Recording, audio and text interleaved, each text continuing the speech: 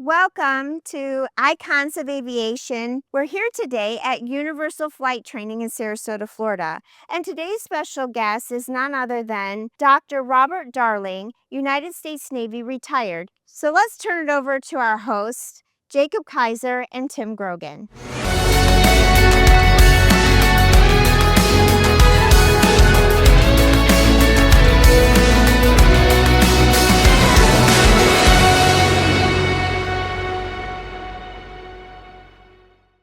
Dr. Robert Darling, thank you for being with us. Happy to be here. I'm going to give you a brief biography and background, but if I mess something up, stop me, correct me. It's brief, but it's not, because I've got several bullet points here. You served as President Bill Clinton, Vice President Al Gore, their families, and other presidential support units at the White House, Camp David, amongst other classified locations. You are the first board-certified emergency medicine physician to serve office of the president. You played a key role in developing a top secret emergency contingency plans bearing major constitutional impacts, countering the greatest threats to the continuity of the presidency. After completing your tour as a White House physician, you served as emergency physician, flight surgeon, and director of the Aeromedical Isolation Team for the Operational Medicine Division of the U.S. Army Medical Research Institute of Infectious Diseases. That is a mouthful. Major mouthful. After you retired from the Navy in 2006 as a captain, you were named director of the Center for Disaster and Humanitarian Assistance Medicine, where you led healthcare reconstruction efforts in Afghanistan, prepared for pandemic influenza outbreaks, conducted HIV and AIDS educational initiatives in the Caribbean and South America, and prepared for and responded to other humanitarian disasters worldwide. You hold a Bachelor in Science and Biology with honors from Adelphi. Excuse my ignorance there. Is that Long Island? Long Island. Yeah. Are you from Long Island? I'm from Long Island. All right. And a Doctor of Medicine degree from the Uniformed Services University of the Health Sciences. Completed a transitional medical internship at the National Naval Medical Center in Bethesda, Maryland. And flight training, the Naval Aerospace Medical Institute in Pensacola, Florida. Dr. Darling, thank you for being here with us. Happy to be here. That's rather humbling. I know. I feel like I'm amongst a rock star. It's gone fast, it really has. It's amazing how fast it's gone. You were commissioned, I think, in 1981 as an ensign? I was commissioned July 13th, 1981 as an ensign in Mineola, Long Island. Oh, I remember it very well. What brought you to join the Navy? Why the Navy? Well, it's, so I knew I wanted to be a doctor since I was probably in the sixth grade. Okay. But I come from a very working class family. My dad was a construction electrician in New York City. My mom was a homemaker, and I'm one of five. And even back in 1980, looking at tuition for medical school back then to $25,000-$30,000 a year. That's a lot, which is like money. $100,000 now. And my dad, we weren't poor, but seven of us living in a 1,500 square foot home with one bathroom. And he basically said, you want to go to medical school, you better figure out.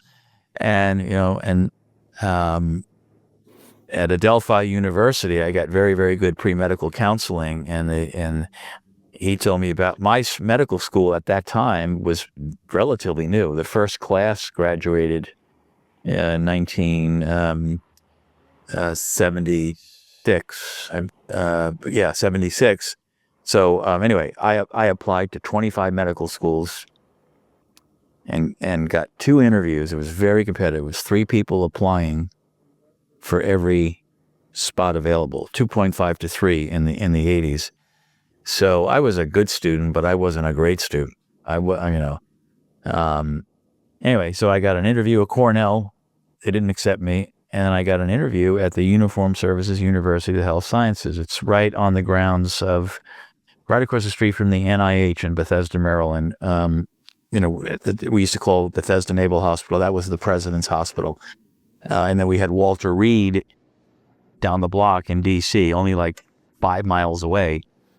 And then they merged. It took a big fight between the Army and Navy. And so now it's no longer Bethesda Naval Hospital. It's the Walter Reed National Military Medical Center, Bethesda. Military likes long names, so they always use acronyms. But anyway, so I wanted to be a doctor. My dad, I mean, they did as much as they could for me, but I was fortunate by getting into uniformed services. I was commissioned as an officer, as an O1, an ensign. So I got the pay of and I paid no new tuition.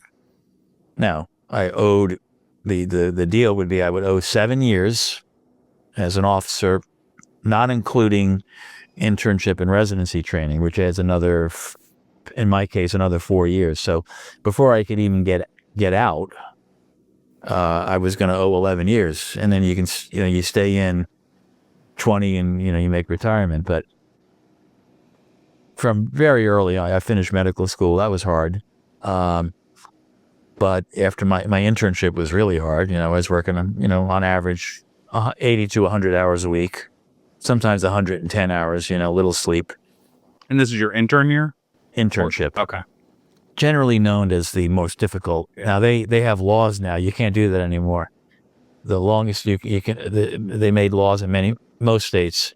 You can, maybe 24 hours is the longest you can work. So you have to go home. If you're on call, if I go into work Monday morning at 6 a.m., I have to go home early in the morning on Tuesday. When I did it, back when men were men, I might not go home until Tuesday at, 5 or 6. I might be on 36 hours straight with no sleep. So that was considered cruel and unusual punishment. So they finally... You must have been exhausted. Yeah, well, it's amazing. It was hard, but, every now and then you get, sometimes if it wasn't bad, you might get 3-4 hours of sleep in a row. Other times you get your ass kicked. It would be terrible. Like particularly when you're on the trauma. Because I was as an ER doc, I had to know how to take care of gunshot wounds and heart attacks and strokes, and they happen at all hours. Yeah. Yeah. Talking about serious, like heart attacks and strokes. I think I remember you told me you were at the White House during the Reagan assassination attempt. I was at the White House when President Reagan was shot in 1981. Forget the month. I was a medical student, but we would do rotations over, so the medical school was literally on the campus, the Bethesda campus there. And so he came after, he was treated, of course, at George Washington, but he did some recuperation at the presidential suite. But I was also there when it was a few years later that he had his colon taken out because he got colon cancer. And I was an intern then when President Reagan came. So he had a great impact on my life I was able to vote for him. He was the first president of the United States that I was able to vote for. And he's a great American, in my humble opinion. And till this day, I revere the guy. We have something in common, certainly not that massive resume, because I've never seen anything like that. But I also got to vote for Reagan in his first term, the first time I voted for president.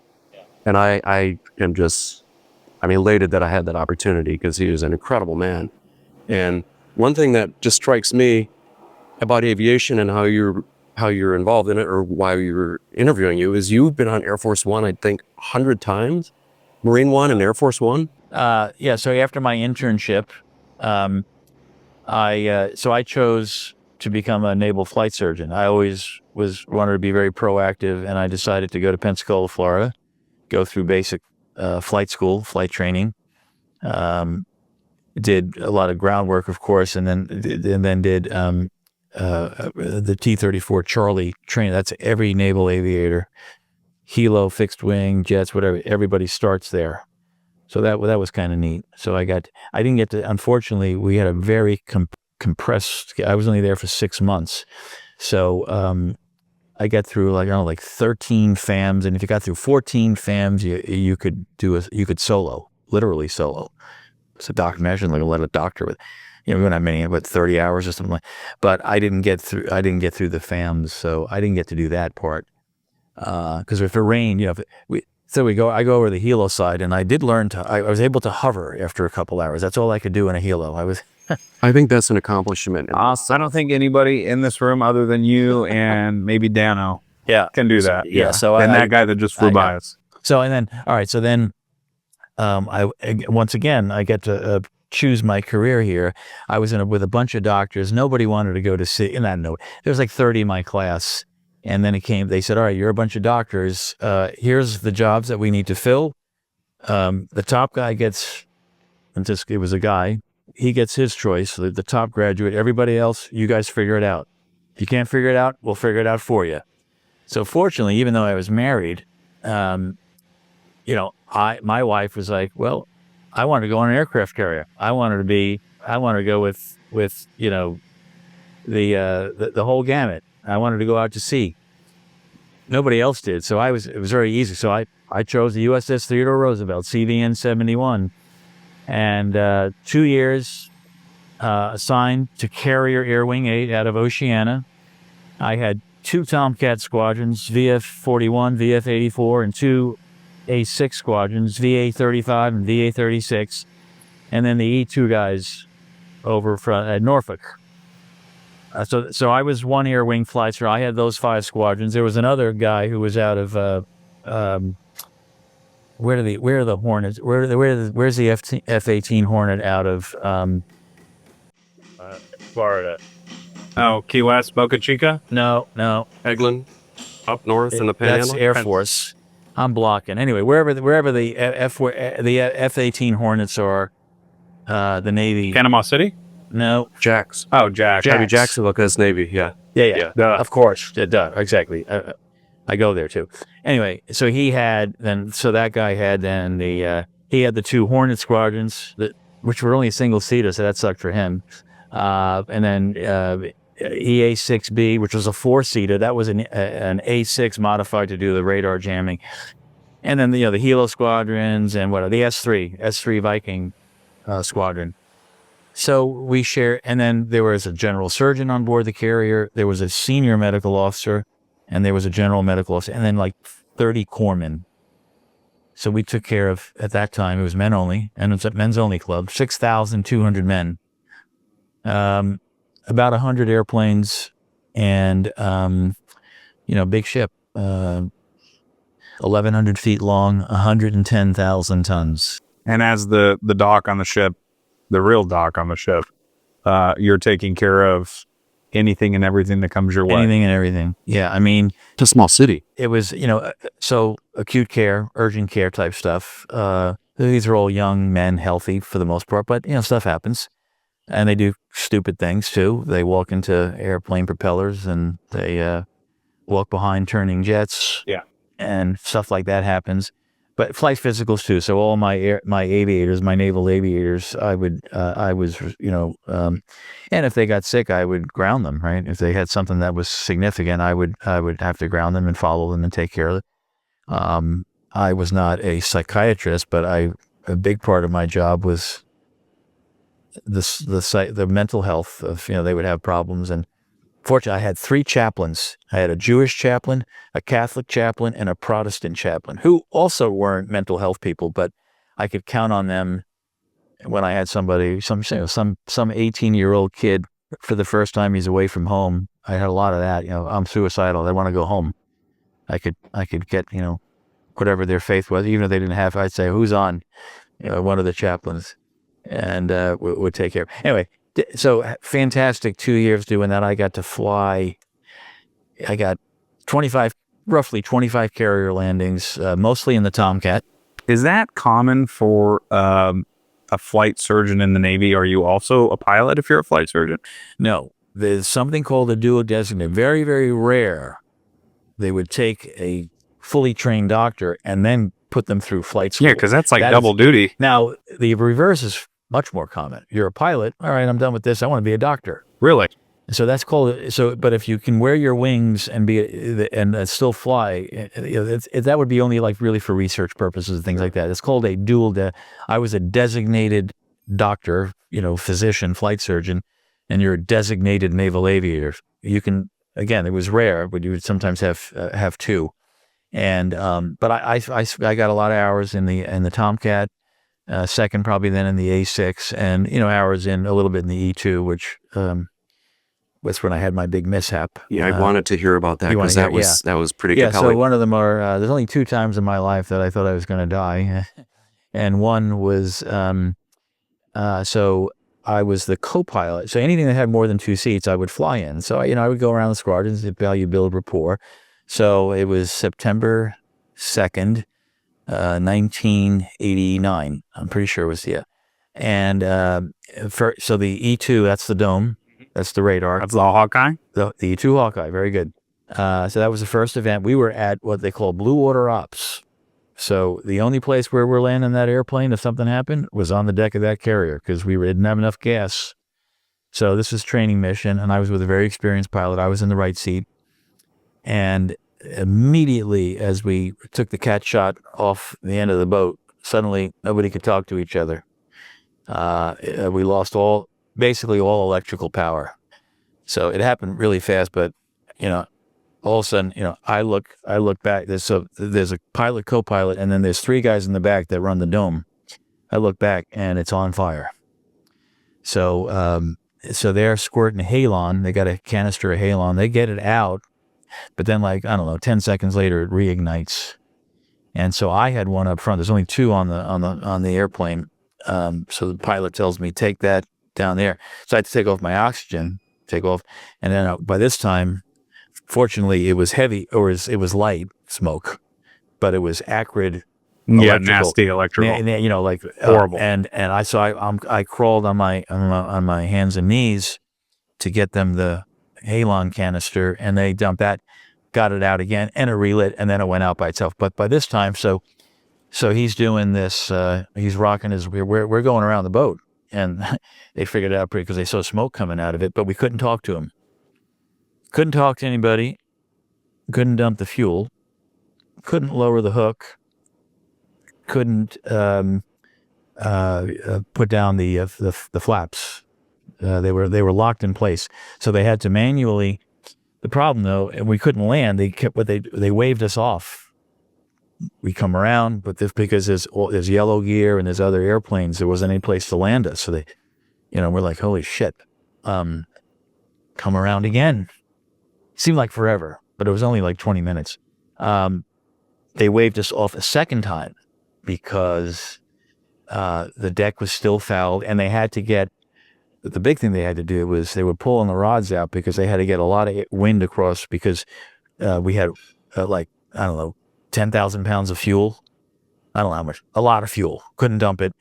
And they couldn't get the flaps down. So they were worried about breaking the hook coming in, so they wanted to get a lot of wind across the deck. And finally, the third time they had the deck clear, we did it. And the pilot, I believe he got a 3-wire, which is what you always want to get. You got 4 wires. You definitely don't want number 1. That's almost a ramp strike. And 4 is anyway, he got a 3-wire. And immediately, as soon as we came to a stop, it was propeller. These propellers are still turning. I was the second guy out. Again, I'm a doctor. I'm not a pilot. We were supposed to make a left-hand turn out, not into the rudder. I was going right Into the propeller. Into the propeller. I would have been decapitated. The guy, one of the guys in the back, "No, doc, we're going this way." I also had smoke inhalation. Not bad, but as we were circling around, my wife was pregnant with our first, and I'm thinking, I knew also from training, so this is not an ejection seat airplane. You got a ditch, and this is a big rock. It's like a lead sled, I think, right? Yeah. You're going down I to the knew bottom. that anytime anybody ditched, nobody's ever gotten, I'm pretty sure the research was that not everybody has gotten out when you've ditched an E2. So I'm saying, and who's it probably, if it's a doctor, who's not, I went through all the training, but you're weighted down with all the stuff and you get caught on something. Anyway, but fortunately he landed. And, but we were, if we were going to wave, if we got waved off, the pilot said we were going to ditch because, we just didn't, we're going to have something catastrophic go on where we couldn't, because the ditch you can control. right? Sort of. But anyway, that was a happy ending. And we got written up. I think I shared with you An approach, I believe, right? approach. Yeah, that's a. I hope it's still around. It's the famous. It's where Bravo Zulu stuff happens. Really good stuff or notable things. And so I sent you a picture of that one. That's really neat. I don't know if it's findable, but yeah, I got a Navy Commendation Medal out of it for saving myself. I would do that again. We're gonna put that picture up because it's really good. I should get you a better Yeah. copy of it. I just took that with my iPhone. It's on my I Love Me wall at home. I have a question. It's kind of just a generic question about that episode, and it's scary as heck. Did you ever have any reticence about getting in another Hawkeye again or another airplane? No. Well, maybe for a little bit, but that's one thing. When those things would happen with our air crew, we would, buck. It's funny. You'd buck them up. You got to get back quickly. Get back in the saddle. Get back in the saddle. And I said, you know what? We're going to do that to me too, because I was hawking up some black, what they call carbonaceous sputum, which when that happens, and you think about, are we going to have to put a tube, intubate, put somebody on a ventilator? But mine was minor enough, and I coughed a little, but they were watching me real closely and saying, oh, geez, I'm going to get intubated, and I'm going to be on a blower, the vent. So, As a flight surgeon, you're evaluating all these pilots, and if you see something that maybe that pilot shouldn't fly that day, is that the flight surgeon who makes that decision right then and there, or does that go to the? Well, there's many different ways it happens. Hey, doc, I got a problem. Can I talk to you? And that could be anything. So they could self-report, or maybe squadron mate says, doc, he's acting weird. Now, typically they would go like to the senior leader. They would put up the chain of, the JO pilot, a young, Lieutenant JG is having a problem. He's going to, his senior is going to go to like the XO or the CO. And then they might call me and say, I want you to check out Lieutenant Smith.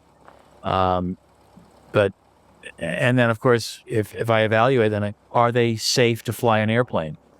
I mean, think about it. If you get a bad cold, particularly, because there's a great story.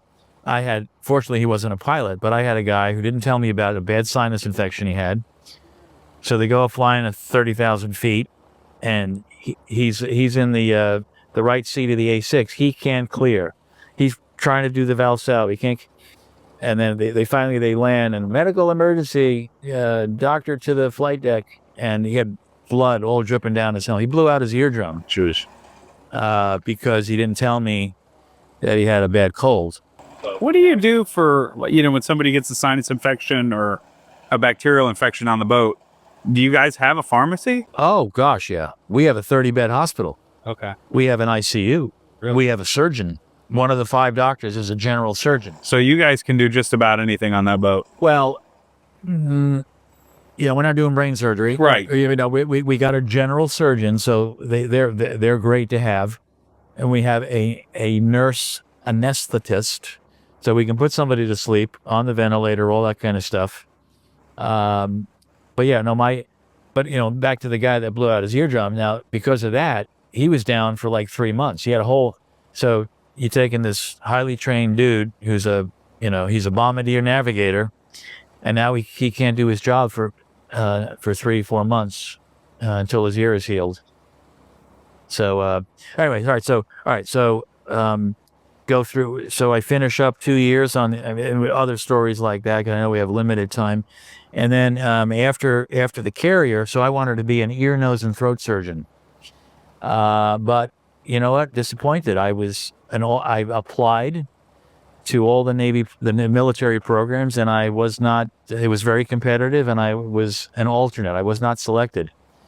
They said, "All right, Doc, we're going to send you to the Naval Academy." So they sent me. This is during the Gulf War. So I go to the Naval Academy and take care of the midshipmen. So I go to the United States Naval Academy. I'm there for 2 years, which was kind of a neat thing. I was in beautiful Annapolis with my wife. We had our first kid, and I was the officer representative for the for the 150-pound football team, and I got to do all kinds of cool events. Joined the Association of Naval Aviation, where there were, so you got all these retired. So this is like this would be 1989.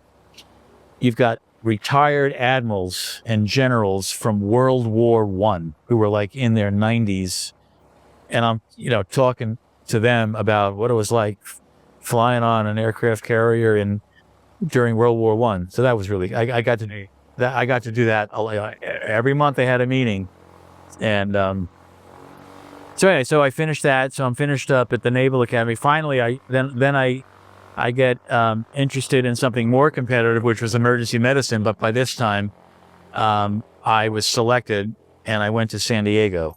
So in 1991, I went to the Naval Medical Center, San Diego, and started my training.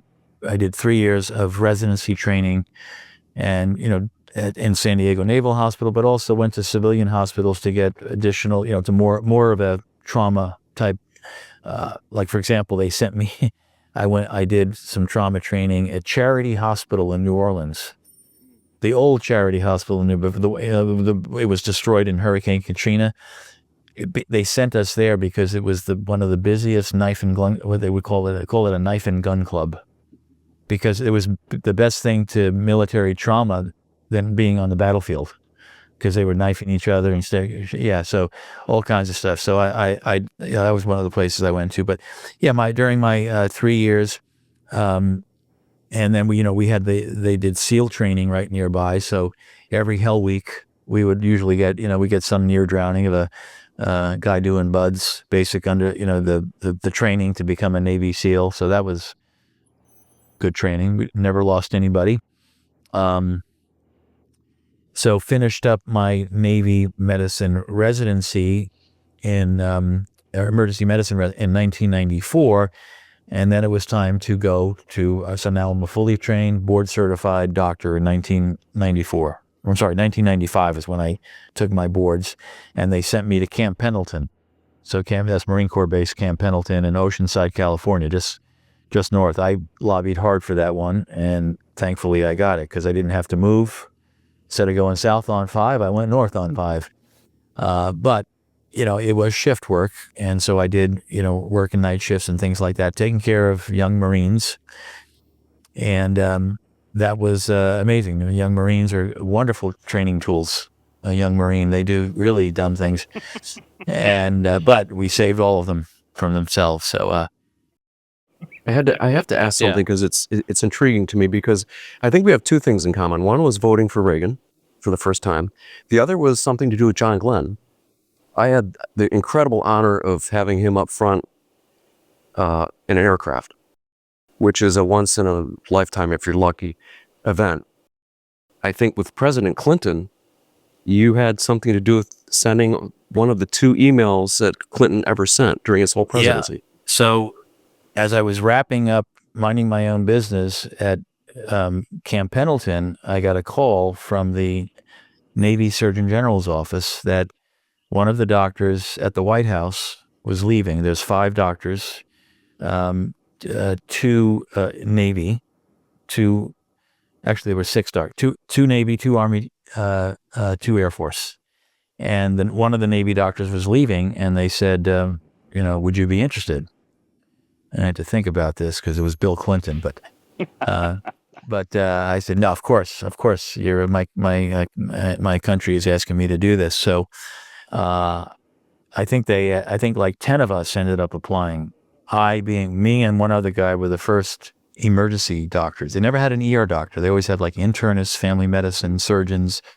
So anyway, 10 of us put our packages together, our resumes essentially. And 3 of us got interviews. Obviously, I was one of them, and I won the Booby Prize. I was never interviewed by President Clinton or Hillary, but I was interviewed by the Defense Intelligence Agency to make sure I could get a top secret Yankee White clearance. There's some great stories there with that. And then of course the entire White House medical unit, all 25 of them. It's like me.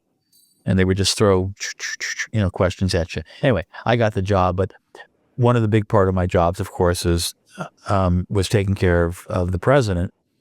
And anywhere he went when I was on duty for him, wherever he went, I was his shadow, me and a nurse and the military aide. That would be the guy carrying the nuclear football. Yeah. We all hung out together. And there was one time where he went to go visit one of his old childhood buddies in Arkansas. His name was Bubba. And that's what his name was. And we go to his private home. I don't know where it was in Arkansas, but we went to his private home. And this was the same night that Senator John Glenn, the former astronaut, was on the space shuttle with the astronauts circling the Earth. It was also the same day that Newt Gingrich, the Speaker of the House, resigned from the House of Representatives as Speaker. That's just one of those interesting things. But anyway, we're at this house, and we get a message from the NASA saying Senator Glenn wants to send President Clinton an email. So the chief of staff, and you got 1 hour to do it because they were circling the Earth and they were going to come back in. So you got 1 hour. So Bill Clinton looks over at Podesta and says, "Make it happen." And Podesta turns around, looks at the guys that ran communications were called WACA, White House Communications Agency. And that's the Army.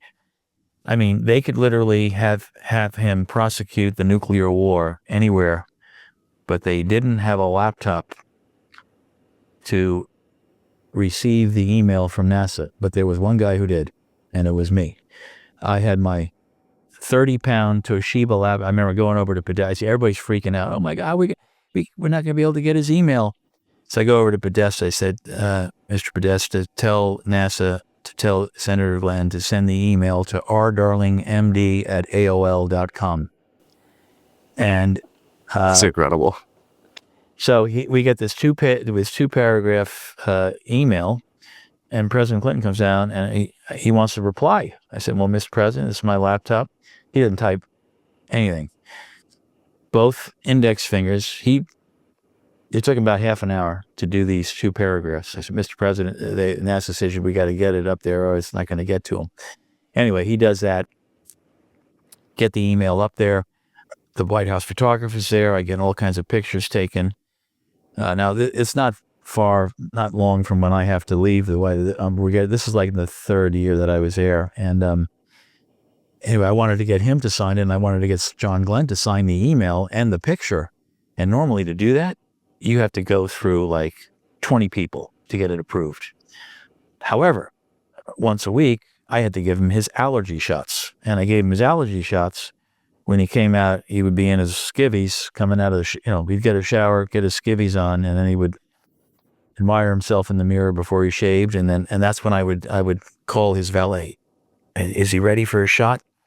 Yeah, and I'd come up, I give him, "Mr. President, I'm here for your allergies. Dr. Darling here for your allergies. Come on in, Doc." And I just put it right in front of him. I said, "Sir, Mr. President, remember this?" "Oh, yeah. Oh, would you sign that, sir?" "Sure, absolutely. Hey, Doc, can I get a copy of that?" That's great. And then it was about 2 weeks later, Senator Glenn, I heard on my earpiece, I was with the president at the time, Senator Glenn came to visit, and I track him down. Same thing. I said, "Senator Glenn, President Clinton signed this email. Would you mind signing it?" "Hey, Doc, can I get a copy of that?" Anyway, so I got that, and then before I left, President Clinton, one of the mill aide got him to sign. The mill aide got President Clinton to sign my photograph where he wrote, "This is so cool. To Dr. Rob Darling, thank you for keeping me so healthy and for getting my email into outer space. Bill Clinton." That's So, really neat. That's awesome. if you That's Google, really neat. I'm not making it up. You can, and the only other email he sent, I don't know if it was before or after me, he sent 2 emails at 8 years of his presidency. I mean, you're one of them. And mine was one, and the other one was he sent one to the troops in wherever they were, over in the, I forget where it was. I think you were in the White House during some tumultuous times. You don't have to go into that, but some pretty... Yes, I was Scary there. times. I was there during the Monica Lewinsky affair. So I was there during that. That was an amazing time in history. There's some colorful stories associated with that. I don't know if they're appropriate for this audience, but I'm certainly willing to share if Maybe a little later tonight. I'd love to hear some. yeah, okay. Well, yeah, so that was clearly a tumultuous time, and I was there as part of that. I was there for all, and obviously he survived that, but there was So quite a bit of when you tumult in got that job, you're applying, you're putting your package together and do an interview and you get hired. Yeah. What was the overall, what was your overall feeling? Were you like, oh shit, now I got to go do this? Well, yeah. So great question. So, so actually, when I did the interviews, I got interviewed by the DIA, Secret Service, Defense Intelligence. So that was a contingent. Then it took 8 months for my security clearance to go through, and they had to interview all my friends, and they would ask my friends, "Does he have any enemies? Give us some names." Okay, and they would interview all of them, and one guy was a real Clinton hate. He was a real super conservative guy, and he did not like Clinton, and he's also a jokester. So they interviewed him, and they're going through all different things about me, and do I have any money problems? Do I smoke pot? This is from the president in hell. Am I a womanizer? And I was like, is that a qualifier or a disqualifier for President Clinton? They didn't laugh at that one. But the amazing thing is that this DIA guy is interviewing my buddy for like 30 minutes, and they said, well, would you recommend Commander Darling to be the president's doctor? He said, no, I wouldn't. I'd recommend Jack Kevorkian be his doctor. Oh, good grief. You guys are both, I know you're old enough to, but But yeah, Dr. K. And he said the DIA guy for like 15 seconds was like stone cold, and then he just burst out laughter. And this guy, he calls me up. He says, Rob, you're not going to believe this. He laughed though. Don't worry. So I'm not going to get the job. Rich. I do want the job. Anyway, I got the job. So when you're first starting that job, do you meet the president the first day, or how does that work? Didn't meet him the first day. Got but back to your original question. Yeah. So suddenly now, so a big part, if I'm, we are there for what's called protective medical support. I mean, yeah, we give him his Tylenol, give him his, but the real reason we're there is for continuity of government. So we get read into the 25th Amendment. You guys know what that is, right? Yeah. Get read into and every administration has a plan for the 25th Amendment if it has to be implemented. But like if he's on a, when he's working a rope line, if we're in the limo, there's two limos, two Cadillacs that are identical, and they do a shell game. He's in one, and the doctor and several Secret Service are in the other. I always tell my wife that the bad guys have a 50-50 chance of blowing up the right one. Were you ever nervous doing that? Oh, well, there were times when we would, he really liked to tell his Secret Service, I want to go meet the people. And there were a few times where he would, we're driving, I remember being in California where he told them to stop, and we were in a bad part of LA. It started out really nice, and then suddenly guys from the hood. Not so good. And I mean, but there's a counter assault team and all around, but no, there were times that, you realize that the president of the United States is probably the guy that most people want to assassinate. If you think about, look what just happened, right? Yeah. So that there's always a target on the president of the United States, and the Secret Service used to always say, Doc, we want you nearby, but we want you outside the kill zone. That was encouraging. Because we did something called AOPs, Assaults on Principle. And the AOP, there's a place in Beltsville, Maryland, outside of Washington, where they have a city set up, a mock city. And we would practice. There would be a fake president and all different kinds of scenarios where they had to draw, whether, and sometimes nothing would happen, but, and we had a role in that. If he got injured, if you remember when President Reagan was shot, they jammed him into the back of the limo. We used to practice that scenario. If we had to, I think it was his name, Jack Parr. He was a hero.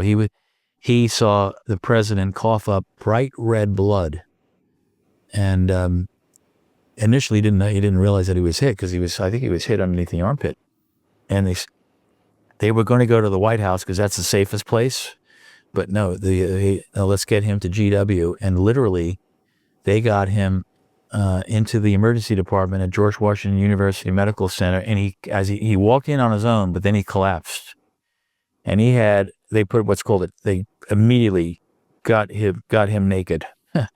And I think that was when he made the clip, "I hope you're all Republicans." But then they put what's called a chest tube in, and he had like 1.5 liters of blood come out from it got an artery, and he was very, very close to death as a result of that attempted assassination. So So you spent 4 years at the White House? Three. Okay. 3 years and a couple months.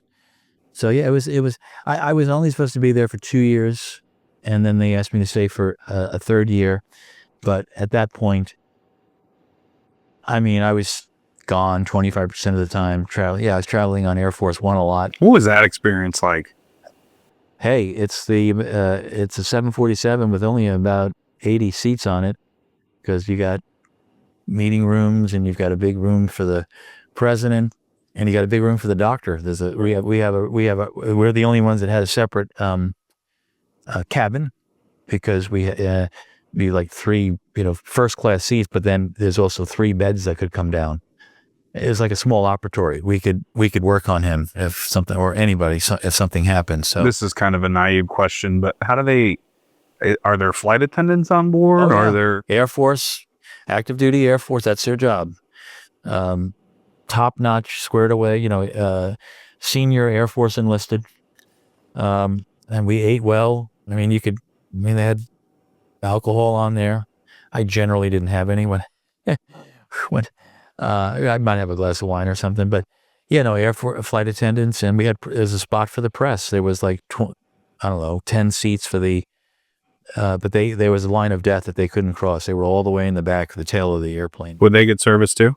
Oh yeah, I mean, if we went to China, that was a long haul. I went with him to China in 1997. That was we took both Air Force Ones, and you guys as aviation people, I'm trying to. I think this may have made the news, but this was me. We're coming back from China. I was on the spare 747. I think it was tail number 28,000. The other one was 27,000. And it was snowy and rain. We were landing in Elmendorf in Alaska. So we get in there, the spare. We land first. The president comes. And so it's over here, and they're coming in, and the idea is that he's going to do this. You're going to look good, right? Line them right up. All the lights are on there. Now there was really icy, and a lot of snow. So these are the wings, right? So the second pilot's coming in. He's going to do this. Well, as he's turning his nose gear, he ain't turning. He's The sliding. wingtips came within probably less than a foot. And everybody is, we're watching the president's airplane come in, and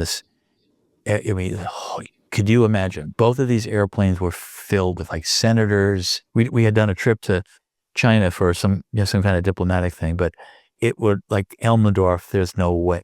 Both airplanes would have been grounded. WTF, what would we do?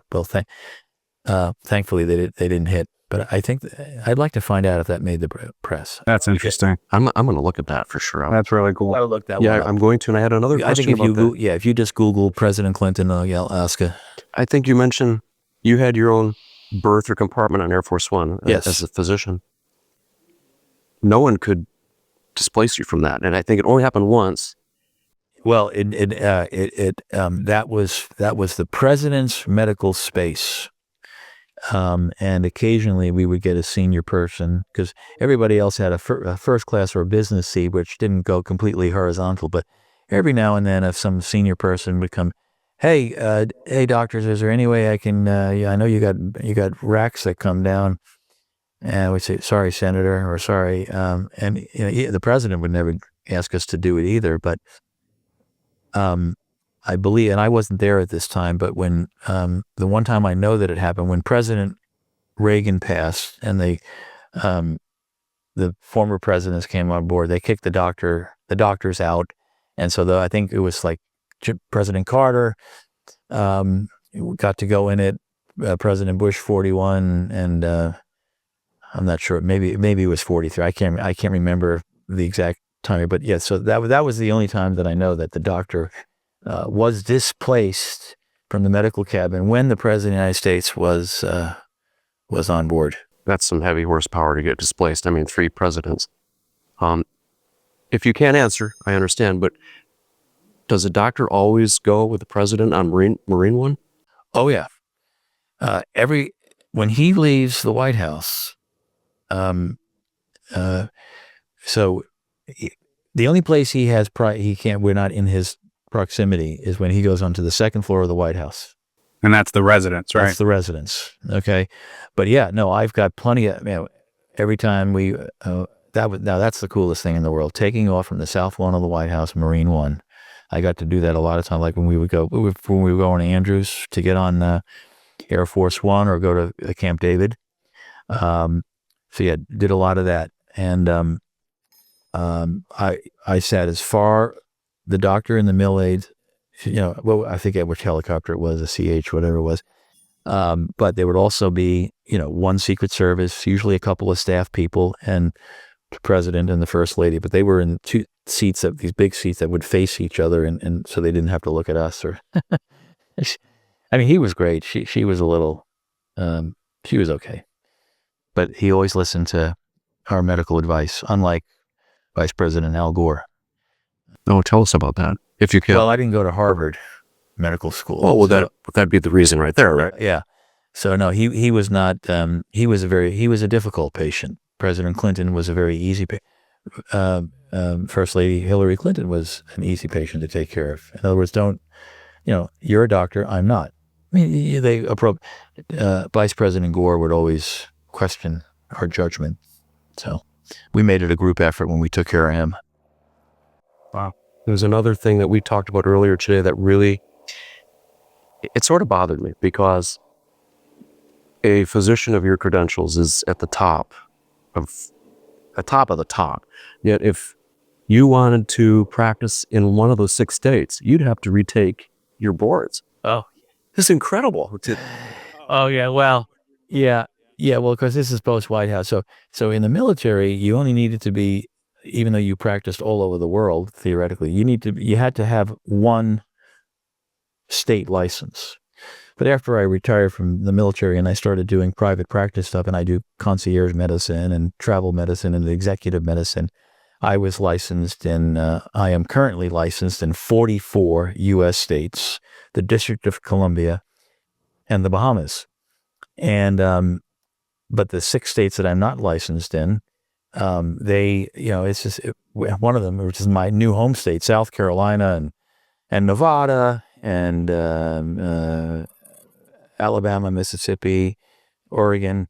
They want me to take my boards over because it's been a long time. So, could you imagine?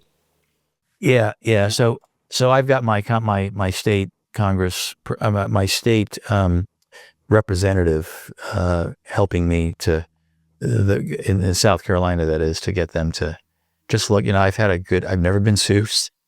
I've never been disciplined. I've taken thousands of hours of continuing medical education since but that's What's your viewpoint on medicine now with AI being the new and up and coming trend? Do you think that, it's going to change the way that medicine works in the future? Great question. So AI is the classic two-edged sword. When I started in medical school in 1981, I didn't have this thing, right? Yeah. We used to take 3x5 index cards and write little note cheat sheets on there by hand. And then we started to have this, we could get so much information at our fingertips, but through all of my training, we never had anything like, we had the flip phones and stuff like that. Now with that, I don't have to, it's changing medical education. I had to memorize so much stuff all these different drugs, all the, the muscles, the nerves, and the arteries, and where they go, and all. Now, I mean, what we teach doctors now, they still have to learn that stuff, but we teach them how to think and be compassionate to a patient, how to solve problems, not memorize stuff that you can look up. AI is going to be a game changer. So on the positive side for medicine, I mean, we're going to be able to talk. We're going to be able, I think the patient's got these symptoms and these findings. What's the differential diagnosis? And that it'll give you it's the 7 possibilities. Well, we can just by talking to the phone, you're going to be able to hone down not only making the diagnosis, but the various treatments that are available and more. It's going to be smart enough to look at a rash And know what it is. So my girlfriend is a physician. She's a pathologist, but she's going into forensics, which I think it's going to touch her too. Yeah. Right. And they're talking about that with pathology. Oh, it's totally. It's going to, and I said two-edged sword, and this is particularly relevant to a military guy, right? Former military guy. What the bad guys who are going to use it for nefarious purposes, it's going to be a game changer there as well. So this is truly the proverbial dual-edged sword, the amount of good it can do and the amount of bad it can do. And you and I talked about that earlier today as it relates to general aviation and airlines too, is all this technology. I think it's great. Situational awareness, it's tremendous. But I think a lot of pilots, and especially younger pilots, are relying on that technology. Totally. And when it breaks, and it will break, what do? Well, we see it every day. We see it every day. The paper charts, remember those? Every time I fly anything, I have the backup. And I think that's going to be a problem, the reliance on that. By the way, I heard there was another near miss today in Nashville to a ground. Every day. I feel like it's every day. I mean, we, consistently, our GA fatal accident rate is still down. It's the best it's ever been, but it seems like every day or every week you hear somebody dying in an airplane. Well, if you think about it, though, I always find it amazing how safe, when you really think about it, it's safer, right? I think this is true. It's safer to be in the air than it is to be driving on the... It's funny. It's funny you bring that up, Dr. Darling. Last week, I saw a kind of a picture graph of that exact statement: is safer to fly in the air than it is to drive your car. And there were 3 depictions. There was your vehicle driving, and for each body, it counted for tests there are per 1,000 miles or whatever. And then there was the Cessna 172, and then there was the business jet / airliner professional pilot flown and operated aircraft. And the Cessna outweighed the car by 20 or 30 times. And, there's no way to know how true that data is or where they're mining it from, but there is nothing to substitute a well-trained aircrew. There's just not. I mean, you can have the best maintained airplane in the world. You can have an airplane with a parachute in it. But if the crew doesn't know how to operate it, they're going to kill themselves and somebody else. And hopefully that AI stuff is going to help those guys with, as well. But I mean, I know an airplane doesn't have to, like, my private pilot, it has to get checked out once a year for like a couple of weeks. And it's some of the airplanes you see here, private owners that are learning in their airplanes or whatnot. I mean, the bare minimum is once a year. Even if it's like hardly any hours on it. I mean, it doesn't matter. It's once a year. Unless it's operated for hire. Yeah. Training, it's 100 hours. Yeah. And we do ours 50 hours. So 50 hours isn't a requirement, but we see ours every 50 hours, which goes by not more than a week. So we see these airplanes once a week. Then 100-hour, it's a little bit more invasive. Then the annual, is about the same invasiveness as a 100-hour inspection. But, you can maintain them all you want. Cedars doing a big job back here, but you cannot substitute a well-trained pilot. You can, and we hear so many times crashes are caused by weather. I'm sorry, that doesn't happen. It's caused by pilots who fly into weather. Yeah, right. Airplanes are a lot faster than weather. My understanding is they're doing a new Air Force One because the 2 747s are pretty old, but I think they take one out of service like every 18 months and they completely take it apart. Probably. And that airplane, probably has been so well maintained, it could fly on for another 20 years. The B-52 is a great example of that. It's older than me. Isn't that amazing? Yeah. Mm-hmm. Isn't that like 50s, 1950s tech. And Yeah. it's still our it's still our main heavy bomber. Yeah. And And it will go for another 50 years. Yeah, they're actually, we were in Oshkosh, Wisconsin this past June for the big air show, Air Venture, and they had a B-52 on static display. We were talking to the major that was that aircraft's commander, and he said they're in the process of overhauling all of them. you know what the nickname of a B-52 is, right? No, I don't.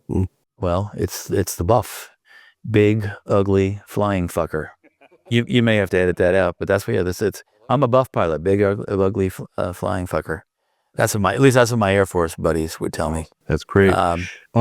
So probably because we're getting Yeah, anything like, because this is about you, any last like thing that's important to you that we want to go into? Yes. Please? I mean, my 5 years with the Army as a Navy doctor working for the Army you put the mouthful in there. The acronym is USAMRIID, U.S. Army Medical Research Institute for Infectious Diseases, USAMRIID. And so I was there during anthrax. Remember anthrax attacks? Oh, yeah.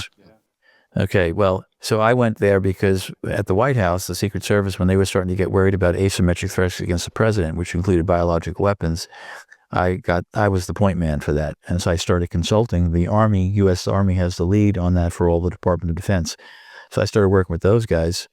And now it's very atypical for a Navy doctor to go get his next job after being, at the White House. They would want me to go back. But again, I was always very proactive. This is what I mentor young people. Be proactive with your career. So when they started saying that, I started politicking it. And I went to the Admiral, the Assistant Surgeon General, and said, hey, the Army is asking me to come to USAMRIID. Can I? And they let me. And Rob, you did a good job at the White House. You didn't get fired. And they let me go. And so that was an amazing time because, the anthrax attacks and, Yeah, that was rather vile. that was, yeah. And it was right after 9/11, right? It was right after 9/11. And then I knew like the guy that they were trying to claim that was responsible for it. He was a friend of mine. And he was a weird dude, but he didn't do that. And he was a virologist. He wasn't even anthrax as bacteria. But they had to find somebody. I remember watching some kind of story on Dr. him. Stephen That's Hatfield. right. Yeah. And they locked him up, didn't they? He, well, I don't know. They never had any true evidence, but he finally, after them torturing him, was John Ashcroft was the attorney General, yeah. and he actually sued the government and won $7 million. And I remember talking to him afterwards. He said, Rob, do you realize I probably spent $4 million in legal defending my name? The guy who probably did it, a guy named Dr. Bruce Ivins, who was a really knew him too, very, very odd guy. He ended up when the circle started tightening up on him because he was working with anthrax. He committed suicide.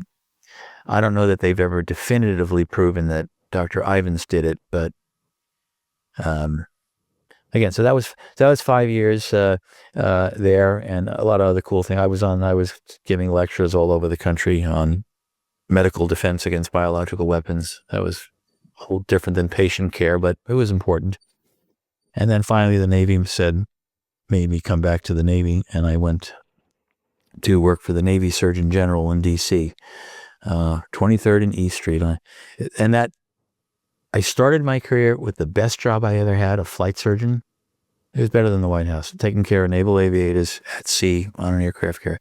And I ended it with the worst job I ever had. We're working at headquarters, Navy medicine headquarters for the Surgeon General.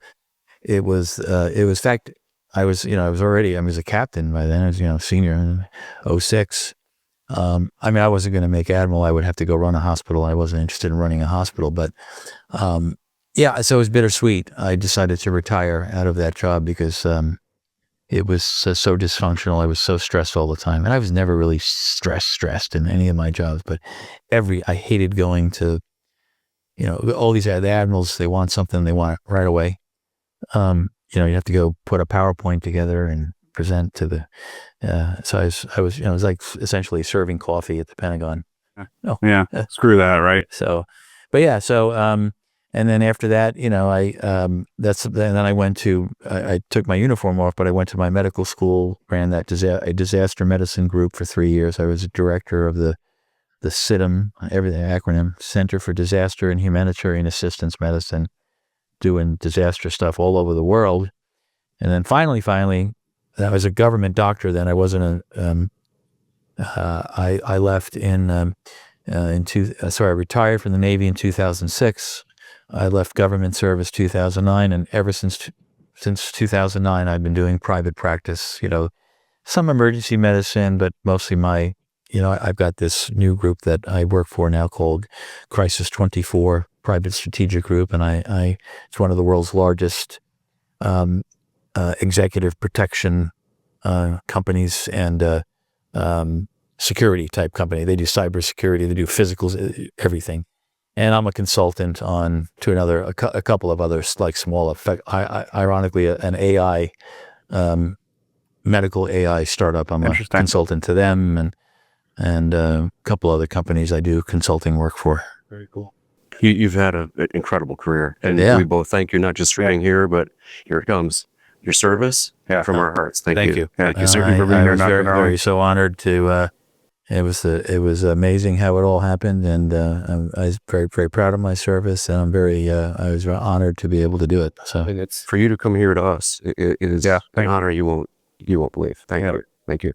Good. I hope somebody can benefit, and I'm happy you've got folks that need. I like to mentor. I'm 65 now, and so all that stuff I can do some mentoring. Young people that there's a lot of young people in this world that need that right now. Oh yeah, and I get on a Zoom with them or whatever. I'm happy to. I hope this furthers that. I think it will. Yeah. Oh, one last request. Yeah. When your book is out. Yeah. I want a copy of that book. Oh, sure. Yeah.